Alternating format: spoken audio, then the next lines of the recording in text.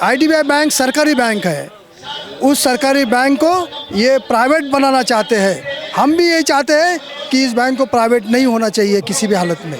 आप लोग मांग कर रहे हैं, लेकिन अभी कई बैंक प्राइवेट हो चुका है, तो फिर वो लोग हो चुका है, आप लोग का डर क्यों लग रहा है? नहीं, देखिए, इसके पहले जितने भी प्राइवेट सेक्टर के बैंक हुए हैं वो पहले ही प्राइवेट सेक्टर में थे। आप सीएसबी देखिए, आप लक्ष्मी विलास बैंक देखिए, ये पहले ही प्राइवेट सेक्टर में बैंक थे, उनको किसी ने हैंड टेक ओवर किया है। लेकिन आईडीबीआई बैंक इस गवर्नमेंट की बैंक है। गवर्नमेंट के बैंक और बाकी प्राइवेट बैंकों में बहुत डिफरेंस है। और आप लोगों को पता है कि पिछले दिनों में इस सरकार ने काफ़ी बैंकों को प्राइवेट का लाइसेंस दिया है। उस प्राइवेट बैंक अगर किसी को लोन देती है तो पार्लियामेंट के अंदर एक जवाब में वित्त मंत्रालय ने कहा है कि उनका जो रेट ऑफ इंटरेस्ट है वो 35% एंड अबव होता है। यहाँ के कॉमन लोगों को 35% इंटरेस्ट, आईडीबीआई बैंक भी अगर कल होगी तो डेफिनेटली प्राइवेट होगी तो कॉमन लोगों को रेट ऑफ इंटरेस्ट मोर देना पड़ेगा। बहुत बड़ी बात कह रहे हैं बैंक कर्मी, कहीं ना कहीं ये जनता का सुविधा के लिए कह रहे हैं कि अगर आपका इंटरेस्ट 35% अगर जाएगा तो आप समझ सकते हैं, जहां 7, 8, 9, 10%, 12% जाता है सालाना इंटरेस्ट, वहां 35% इंटरेस्ट, यानी कि बैंक कर्मी तो एक गुलाम तो हो ही जाएंगे, साथ में जनता भी गुलाम प्राइवेट बैंकों का होता जा रहा है। कि कर्मी आज बड़ा प्रोटेस्ट किए हैं और बैंक कर्मी का क्या मांग है सरकार से, आइए जानने का प्रयास करते हैं। और ये आईडीबीआई बैंक से आए हुए हैं लोग हैं, और इन लोगों का क्या है विशेष मांगे बैंक कर्मी का, जो सरकार इनका नहीं सम्मान दे पा रही है, आइए जानने का प्रयास करते हैं। सर, आप लोग का स्वागत है बैंक कर्मियों का, अपना परिचय दें। मैं Ratnakar Wankhede, general secretary all India IDBI employees association हूँ। आज हमारा दिल्ली में जंतर मंतर पर धरना था और हमारी मुख्य डिमांड थी कि ये जो अपनी भारत सरकार है आईडीबीआई बैंक को प्राइवेट सेक्टर को और फॉरेन प्लेयर को इसको बेचना चाह रही है, इसके खिलाफ हम यहाँ पर आज धरना देने आए हैं। हमारी उनसे यही डिमांड है कि आईडीबीआई बैंक की जो प्रॉपर्टी है वो इस देश की संपत्ति है, और आईडीबीआई की जो प्रॉपर्टी है उसके ऊपर सही मायने में हक अगर किसी का है तो यहाँ के कॉमन लोगों का है, यहाँ के वंचितों का है, यहाँ के युवाओं का है, यहाँ के काश्तकारों का है। गवर्नमेंट ये जो बैंक बेचने जा रही है वो कुछ चंद धन्ना सेठों के हाथ में इसको बैंक बेचने जा रही है। यस, बहुत बड़ा इंजाम लगा रहे हैं। यस, बुरा इंजाम तो क्या, मतलब यहाँ के कॉमन लोगों ने जो मैंडेट इस गवर्नमेंट को दिया था 2014 में, उसके खिलाफ उल्टा काम ये सरकार करने जा रही है। आपको ये सुनकर आश्चर्य होगा कि इसी एनडीए गवर्नमेंट के अंदर जब हमारे अटल बिहारी जी वाजपेयी, जिनको ये अपना गुरु मानते हैं, पितृतुल्य मानते हैं, इनके सरकार जब 2003 और 4 में थी तो इनके वित्त मंत्री जो जसवंत सिंह थे, इन्होंने on the floor of the parliament ये आश्वासन दिया था कि आईडीबीआई बैंक का शेयर होल्डिंग कभी भी 51% से नीचे नहीं आएगा।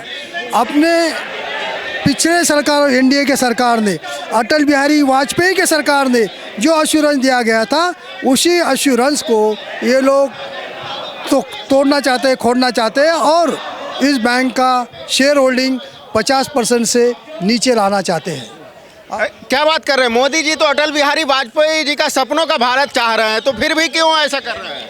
यही तो बात है, इनके कहनी में और कथनी में, करनी में और कथनी में बहुत अंतर है। एक बात तो करते हैं गरीबों की, बात तो करते हैं वंचितों की, लेकिन उसके पीछे उनके राज क्या है अगर आपको और भी बता दूं तो जो काश्तकारों का आंदोलन हुआ था उसके अंदर सरकार काश्तकारों की ज़मीन किसको देना चाहती है? धन्ना सेठ को देना चाहती थी। इसीलिए काश्तकारों ने सालों साल एक आंदोलन किया और आखिर में उनको वो सरकार को अपना वो बिल वापस लेना पड़ा। जिस प्रकार से अभी प्राइवेटकरण जो बैंक का किया जा रहा है, ये देश के नागरिकों के लिए सही नहीं है, ये बैंक कर्मी कह रहे हैं, क्योंकि 35% इंटरेस्ट देना आम नागरिकों के लिए, जनजीवन के लिए तबाह करने वाली जैसी होगी।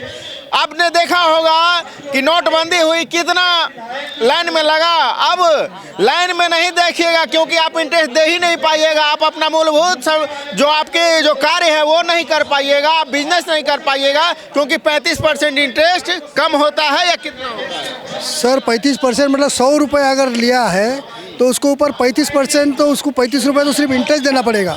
और अभी आपने नोटबंदी का समय की बात कहा है, तो मैं आपको बताना चाहूँगा कि सरकार की हर एक योजना, चाहे वो नोटबंदी हो, चाहे वो प्रधानमंत्री अटल पेंशन योजना हो, चाहे जनधन खाता ओपन करना हो, जीरो बैलेंस अकाउंट ओपन करना हो, इस सभी योजनाएं जो सरकार की है ये सिर्फ और सिर्फ पब्लिक सेक्टर बैंक ही करती है। प्राइवेट सेक्टर बैंक के अंदर और जो ये बिल्कुल भी काम करते नहीं। आप देखिए HDFC, आप देखिए ICICI, आप देखिए IDFC, जो new sector private sector bank है, उन्होंने किसी ने भी सरकार की योजना में हाथ नहीं डाला है। वो सिर्फ जो क्रीम है, जो इस देश के क्रीम है, जो वो क्रीम खाना चाहती है, बाकी सभी काम तो हमारी पब्लिक सेक्टर की बैंक ही करती है। और इसीलिए हम चाहते हैं कि यहाँ के कॉमन लोगों के लिए, यहाँ के काश्तकारों के लिए, यहाँ के वंचितों के लिए अगर कोई काम करता है तो वो पब्लिक सेक्टर बैंक काम करती है। उस पब्लिक सेक्टर को प्राइवेट सेक्टर नहीं बनाना चाहिए। आप देख सकते हैं कि देश में GST जो लाया गया 18% और ये 35% इंटरेस्ट अगर देंगे तो आप समझ सकते हैं 50% क्रॉस हो जाता है। और ये सारा जाता है किसके हाथों में, आप समझ सकते हैं। सरकार अगर प्राइवेटीकरण करेगी तो आप ये किसी बिजनेसमैन के हाथों में जाएगा ये इंटरेस्ट, और 18% जो सरकार के हाथों में जाएगा, यानी कि सरकार से ज़्यादा ये प्राइवेट हाथों में जाएगा ये पब्लिक का इंटरेस्ट रेट। और बिजनेस का जो आप जो फायदा करना चाहेंगे, आपका जो घर में फायदा जाना चाहिए, वो कहीं किसी बिजनेसमैन के हाथों में जाएगा, कॉर्पोरेट सेक्टर के हाथों में जाएगा, ना कि आम नागरिकों के हाथ में जाएगा। और ये सीधा सीधा फार्मूला सेट है, 35% इधर और 18% इधर, यानी कि 50% सीधा कोलैप्स।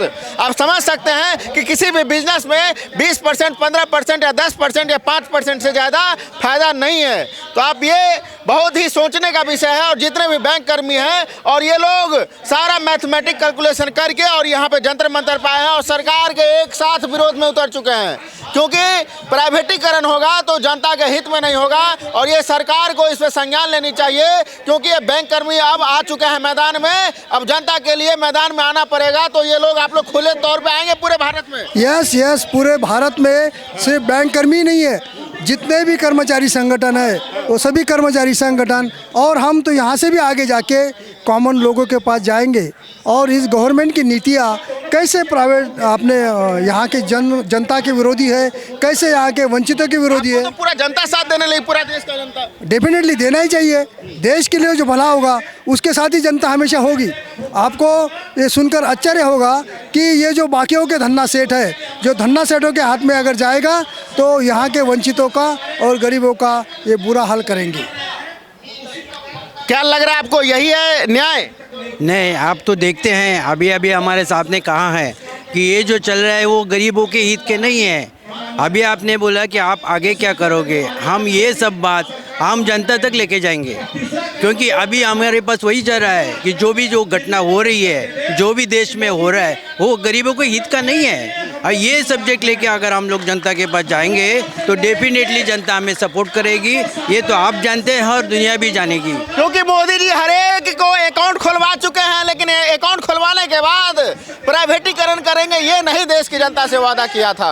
अब ये देश की जनता और बैंक कर्मी सवाल सीधे दाग रहे सरकार से कि आप प्राइवेट क्यों कर रहे हैं, और कर्मी भी अब खुले तौर पे विरोध में आ चुके हैं। ये बैंक कर्मी अब रुकने वाले नहीं है, ये कह रहे हैं कि हम जनता के बीच जाएंगे, जनता को समझाएंगे और जनता को भी मैदान में उतारेंगे। और ये सड़कों से लेकर के जंतर मंतर तक ये लोग कुछ करने की तैयारी कर रहे हैं। तो आप समझ सकते हैं ये बैंक हर एक अकाउंट में है, चाहे 15 साल का बच्चा हो या 18 साल का बच्चा हो या 5 साल का बच्चा हो, क्योंकि अब कोई भी लाभ मिलता है तो आधार कार्ड से लिंक बैंक होनी चाहिए तभी मिलेगा। टेस्ट का तैयारी कर रहे हैं तो आप समझ सकते हैं 150 करोड़ देशवासी, अब इसमें कितने 100 करोड़ से ऊपर तो बैंक अकाउंट होगा ही।